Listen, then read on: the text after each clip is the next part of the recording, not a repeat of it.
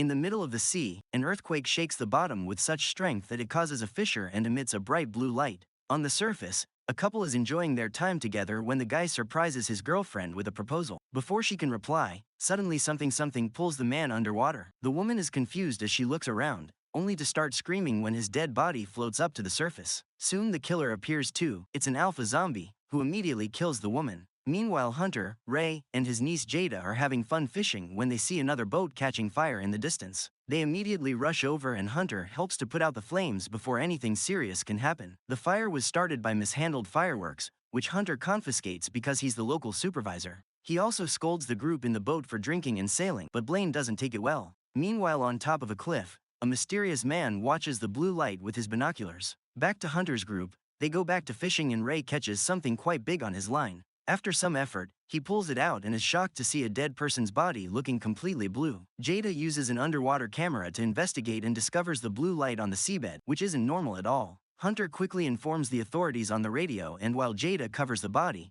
the guys notice the blue light on the surface too. Jada looks away for 1 second and discovers the body is gone. This guy is also a zombie and quickly attacks her, severely injuring her shoulder. Ray rushes to distract the creature while Hunter retrieves his machete, stabbing the zombie until it goes down. However, the monster soon recovers, so Hunter and Ray team up to push him into the ocean. In town, Hunter's girlfriend Kenzie and her daughter Sam receive a call from Hunter, who wants Kenzie to help Jada because she's a doctor. Kenzie quickly leaves to meet her husband while Sam stays with her friends to attend a concert. Sam meets the singer Dag and sparks fly between them. Soon Kenzie and an ambulance pick up Jada and take her to the hospital, where she's checked on by the doctors while Ray keeps her company.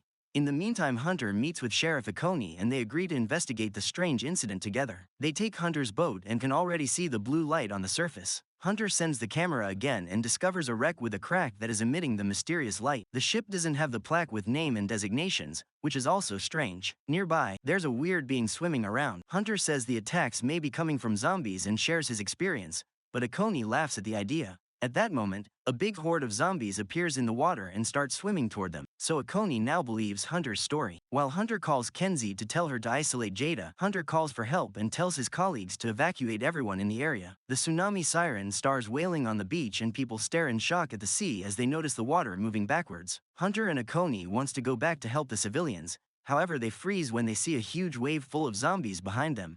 As people panic about the incoming tsunami, Hunter tries to get the boat going as fast as possible, but it still gets caught in the wave and the guys have no choice but to hide. In just a few seconds, the zombie tsunami reaches the shore and absolutely destroys the area, leaving zombie bodies on every corner. Hunter and Akoni make it safely to the shore too, and Akoni pulls out his gun on a zombie, but he decides to save bullets for now. At the hospital, Kenzie informs Ray that most of the staff has been evacuated, so Jada won't be seen for a while, meaning she and Ray will have to stay in quarantine for now. Back on the beach, there are quite a few survivors, so Hunter and Akoni try to warn them of the danger. However, it's too late. The zombies that crashed with the wave are waking up and more are coming out of the sea to attack every person they can reach. Most survivors end up becoming zombies too, making the horde even bigger. Akoni and Hunter use their gun and machete to kill a few zombies.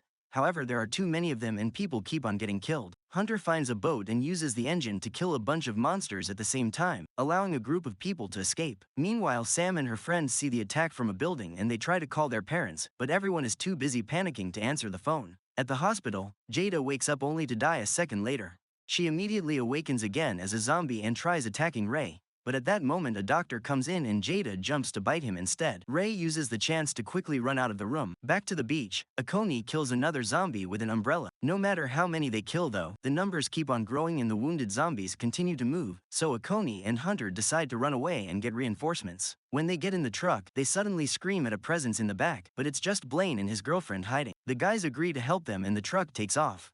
In the meantime, the mysterious binocular guy reaches the beach and approaches a zombie with a crowbar in hand.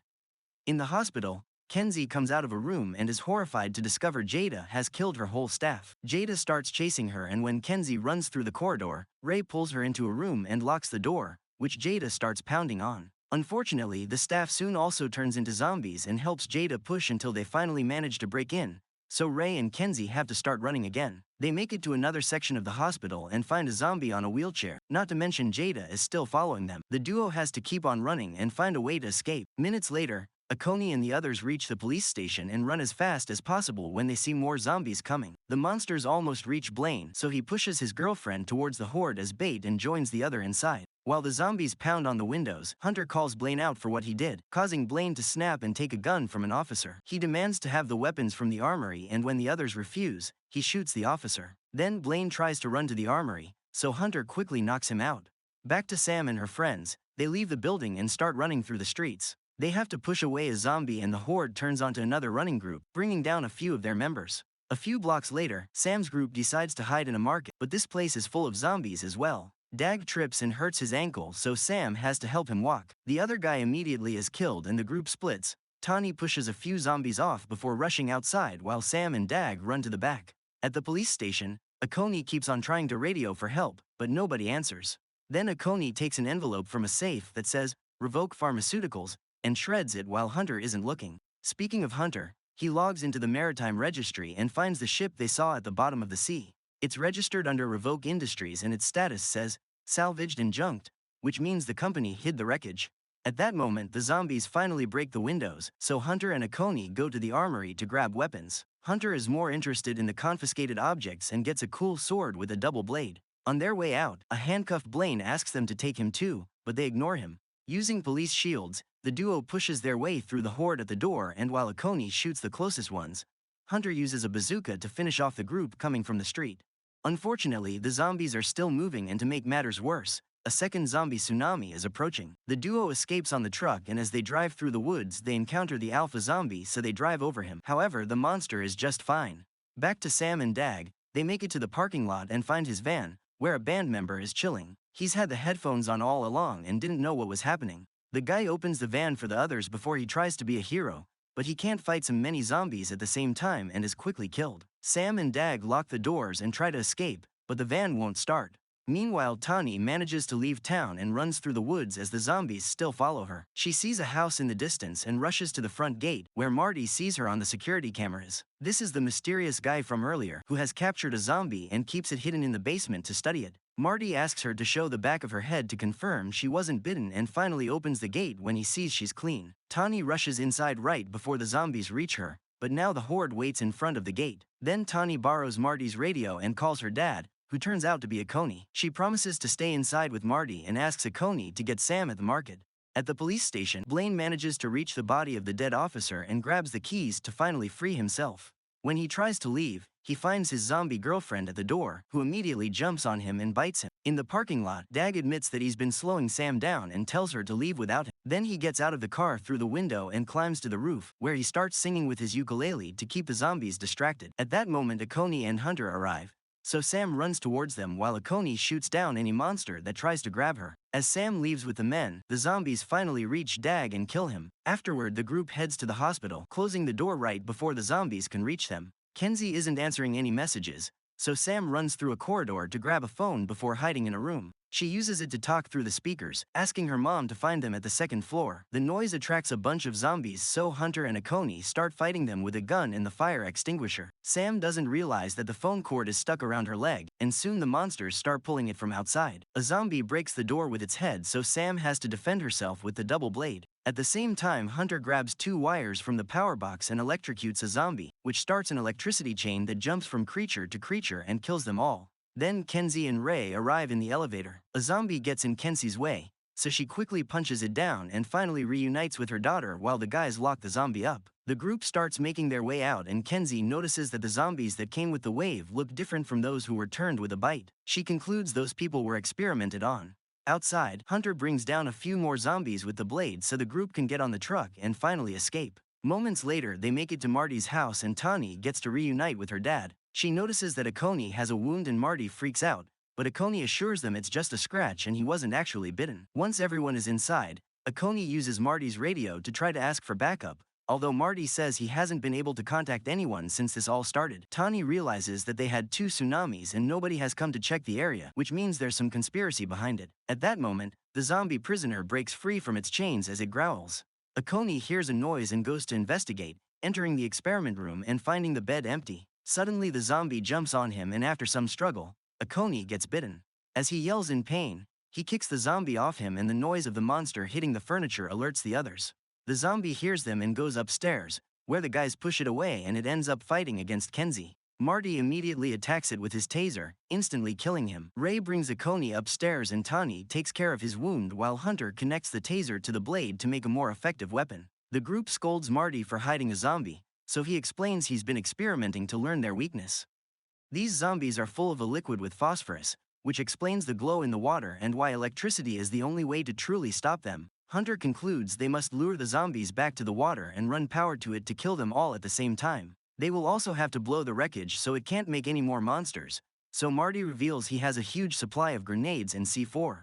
While the group starts packing up the weapons, Hunter goes outside to clear the way but the taser doesn't work. The gate suddenly opens so Kenzie comes out to help as well. She turns on the wood chipper, then she and Hunter begin fighting the zombies to throw them one by one into the chipper to obliterate them. Their teamwork is perfect and soon all the enemies are killed so the group can escape.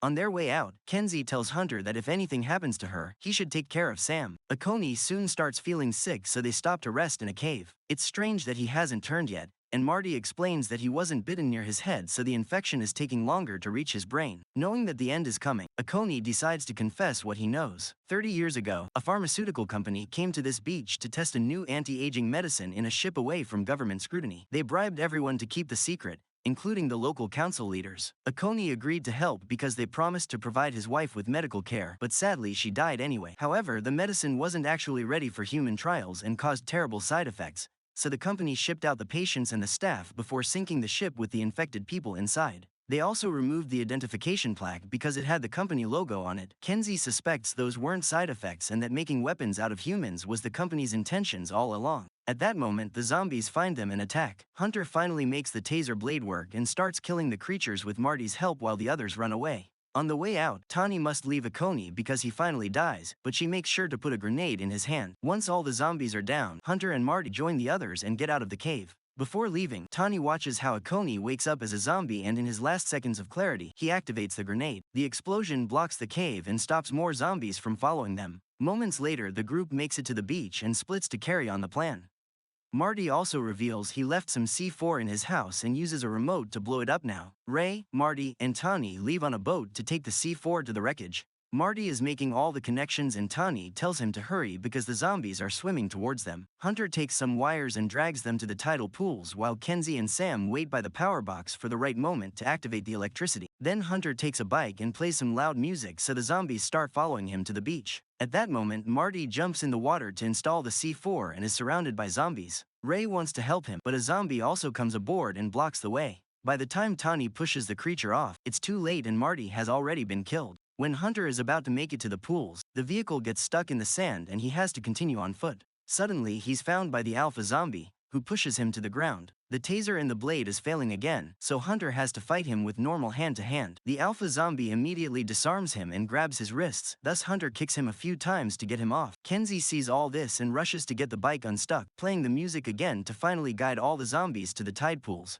Hunter continues to fight the alpha zombie and when he gets grabbed by the neck, he uses the chance to take out a hidden knife and cut off the zombie's arm. At the boat, Tani continues to shoot the zombies that try to get aboard but they just keep on coming. Ray gives her a life jacket and tells her to escape as her dad would have wanted, so she jumps into the sea. The alpha is still fighting Hunter, who kicks him before retrieving the blade. The taser finally works and he manages to cut the zombie's head off, kicking him into the pool at the same time that Sam finally gets the power box to work, electrocuting all the zombies in one go. Once Tani has swum far enough, Ray says goodbye to Hunter through the radio and activates the C4, dying in the resulting explosion. A huge wave forms and begins approaching the beach, so Hunter has to run away. He finds his way blocked by a zombified Blaine and takes great pleasure into stabbing him with the blade, making his head explode. Then Hunter manages to escape right before the wave hits the shore. He reunites with Kenzie and Sam, who are helping Tani out of the water. The couple kisses and the family watches the Coast Guard ship coming in the distance.